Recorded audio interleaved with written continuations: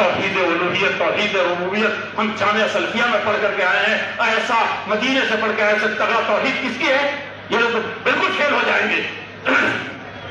اور عرب کے مشرکین سے لے کر کے اس وقت کے مشرکین کے ٹھنڈے ملاتے ہیں، کہتے ہیں کہ توحید کی ربوبیہ میں یہ وہ ہے۔ اور سب سے پہلے رب جس کو ابو جہل بھی مانتا تھا، وہ بھی کہتا تھا خلق السماوات والارض یقولون اللہ، آسمان و زمین اور یہ ذرہ ذرہ کس نے بنایا؟ کہتا تھا کہ اللہ، زور دے کر کے کہتا تھا۔ اور رب ماننے میں کیا ہے؟ آپ ایک وقت کی روزی پر اس رب پر یقین نہیں ہے، مارکیٹ میں ہے تب، مدرس ہے تب، ساری چترائیاں ہیں، اللہ نہیں۔ اللہ رب العزت الجلال کی ربوبیت ہے، وہ صفات رزاق ہے، وہ عزت دینے والا ہے۔ آپ عزت کہاں تلاش رہے ہیں؟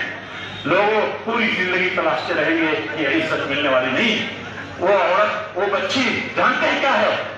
سلسلے دن سے شہنشاہوں کے درباروں میں تھے۔ کون سا تھا دنیا میں جو کانپتا نہیں تھا اس عمر سے؟ اور کون سا دبدبا تھا جو عمر کو اللہ جل شانہ نے دیا ہے عمر فاروق کو؟ جانتے ہیں کیا کیا ہے؟ یہ گوالین کی اس بچی کو، معاف کرے میں دودھ بیچنے والے کو کہتے ہیں، اس بچے کو عمر بن خطاب نے گھر پر نظر گڑا دی اور آئے، فجر میں سارے بیٹے موجود ہیں، اور کہا کہ کوئی ہے ایک ایسی بچی جو یتیم بھی ہے، فقیر بھی ہے، دکھ کی ماری ہوئی بھی ہے، کوئی پرسان حال نہیں ہے، دودھ بیچ کر کے کسی طریقے سے گزارا کرتی ہے، ماں بیٹی، اس سے کوئی شادی کرے؟ لیکن ایک خوبی ہے کہ ایمان ہے اس کے اندر، ملاوٹ نہیں ہے۔ ملاوٹ کہاں سے ختم ہوگا؟ میرے عزیزوں، میرے بزرگوں، یہ جو دوائیں تھی، جو تریاق اللہ تعالیٰ نے پیدا فرمایا تھا کہ ہم ہر مرض کی دوا پیدا کیے ہوئے ہیں، آپ اس دوا کے نام پر بھی جعلی دوا بیچتے ہیں، واللہ کبھی بھی یہ قوم گھر نہیں سکے گی اور کبھی کلیان نہیں ہو سکے گا۔ ایسے جماعت کا، ایسے فرد کا، ایسی ملت کا، ایسے ملک کا جہاں یہ سب کاروبار ہوتا ہے اور دوسروں کو میٹ دے رہے ہیں، عاصم تھے۔ اور یہ عمر بن عبدالعزیز کے جو سنا رہے تھے، جس بیوی کا قصہ، باپ بھی خلیفہ، یعنی ایسا خلیفہ جس کا سورج غروب نہیں ہوتا تھا، بھائی بھی خلیفہ، چار بھائی خلیفہ جس کا سورج غروب نہیں ہوتا تھا۔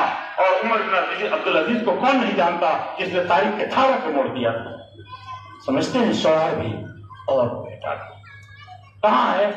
ایسا خلیفہ نہیں ملے گا، لیکن وہ بھوکا۔ جانتے کون تھا یہ عمر بن عبدالعزیز جس نے تاریخ کے دھارے کو بدل دیے؟ وہ اسی گوالا جس کو میں نے کہا ہے، اسی کا ہوتا، اسی کے نسل سے تھا۔ سمجھ رہے ہیں؟ اصلاح نہیں ہو سکے گی تقریروں سے، تدبیروں سے، جو کچھ ہو سکے گا بلاکن تقویٰ ہونا۔ اس کو بنائیے، اللہ سے جب ڈریں گے ہر میدان کے راستے صاف ہوتے چلے جائیں گے، اور خاندان، کنبہ، قبیلہ، جتنی رکاوٹ ہے اللہ کے نبی صلی اللہ علیہ وسلم کو، صحابہ کرام کو تھی، میں اس کو ذکر نہیں کر سکتا، لیکن ایک جملے میں ایک بات یہ کہنا چاہتا ہوں کہ آپ کہتے ہیں کہ اس وقت گھر نہیں چل رہا، ہمارے ملک میں طاقت ہی نہیں ہے، ہمارے جماعت میں طاقت ہی نہیں ہے۔ ملت کا کوئی قوت ہے، کوئی رہبر ہے، کوئی رہنما ہے؟ میں ملت کے رہبروں کو سرٹیفکیٹ نہیں دے رہا ہوں، نہ دینے کے مجھے اوقات ہے، لیکن میں یہ بات ضرور کہنا چاہتا ہوں کہ بستر مرگ پر حضرت ابوبکر صدیق رضی اللہ تعالیٰ عنہ آخری سانس لینے والے ہیں اور لکھ رہے ہیں اذا آتاک کتابی ھذا، عمرو بن العاص، دیکھو جس وقت یہ خط پہنچے گا ہو سکتا ہے کہ میں دنیا میں نہ رہوں، بادشاہ میں رہوں، ہم تو کرسی والوں سے ہم کو بڑی محبت ہے، ناظم صاحب ہو گئے تو ان کی عزت ہے اور رہی ہے تو نہیں عزت ہے۔ کہا کہ خط آئے گا تو عمرو بن العاص، تم نے یہ پورا سیریا فتح کیا تھا، تم نے یہ حمص فتح کیا تھا، تم فاتح مصر کہلاتے ہو، اور کون نہیں جانتا؟ کہا کہ لیکن مجھے بہت تمناؤں کے بعد تم مدینہ آنا چاہتے ہو، مکہ کی سرزمین جو تمہارے آباء و اجداد کی سرزمین تھی، اور مدینہ کی سرزمین جسے روئے زمین پر سب سے زیادہ افضلیت حاصل ہے، وہاں آنا چاہتے ہو۔ مجھے تمہاری طرف معلوم ہے اور کتنی زندگی جانیں تم نے گنوائی ہیں اور کتنی راتیں گزاری ہیں اب تمہاری مجھے معلوم ہے، لیکن میں چاہتا ہوں کہ ضرورت ہے وہاں کس ضلع میں، بریلی ضلع میں ضرورت ہے وہاں، آپ تو یہاں بیٹھ کر کے پتہ نہیں کیا کچھ کرتے نہیں ہیں، ہم جب کرتے بھی ہیں تو کنویں کے بیٹھک منظر کے کرتے ہیں۔ ایسی آفاقی قوم جو ساری انسانیت کے لیے برپا کی گئی تھی وہ جواب نہیں دے سکتی۔ انہوں نے کہا کہ میں چاہتا ہوں کہ خالد بن ولید کو تمہاری ضرورت ہے وہاں جائے، میں تمہاری رائے جاننا چاہتا ہوں۔ جانتے ہیں خط آنے سے پہلے ابو بکر صدیق مر چکے ہوں گے، لیکن وہیں سیدھے سے اپنا رخ موڑ دیا۔ آج جمعیت کے ممبر بننا چاہتے ہیں، جماعت میں شمولیت اختیار کرنا چاہتے ہیں ملت اتنی بڑی ہے اور ملک اتنا بڑا ہے تو اس کا کوئی عنصر بنے، دہشت گردی ختم ہو، یہاں سے ناانصافی ختم ہو۔ پہلے خود اپنے غریبان بٹھا کے دیکھیے کہ اپنے بیٹیوں کے ساتھ، اپنے بیٹوں کے ساتھ، اپنے پڑوسیوں کے ساتھ، اپنے بچوں کے ساتھ کون سی ناانصافی ہم نے کی ہے اور کر رہے ہیں۔ تو اس وقت کہا تھا کہ انی سہم من سہام الاسلام۔ عمر الخطاب نے فوراً لکھا خط، کہا کہ خلیفہ وقت آپ کو بھی میرا خط آئے تو ملے گا نہیں ملے گا، لیکن آپ کا کوئی جانشین ضرور ہوگا۔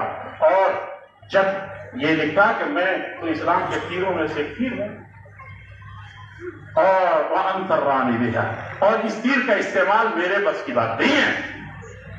اگر اس نظام میں فٹ ہونا چاہتے ہیں، اس ملک میں فٹ ہونا چاہتے ہیں، اس جماعت میں فٹ ہونا چاہتے ہیں، جمعیت کا ممبر بننا چاہتے ہیں، تو میرے عزیزوں غریبان میں جھانک کر کے دیکھو، کہا کہ میں یہ ایک تیر ہوں اور اس تیر کو چلانے کا یہاں اختیار نہیں ہے، اس کی خواہشات نہیں چلیں گی۔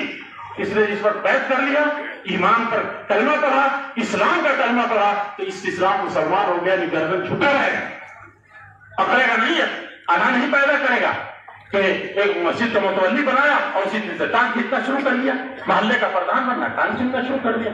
یہ کردار ہے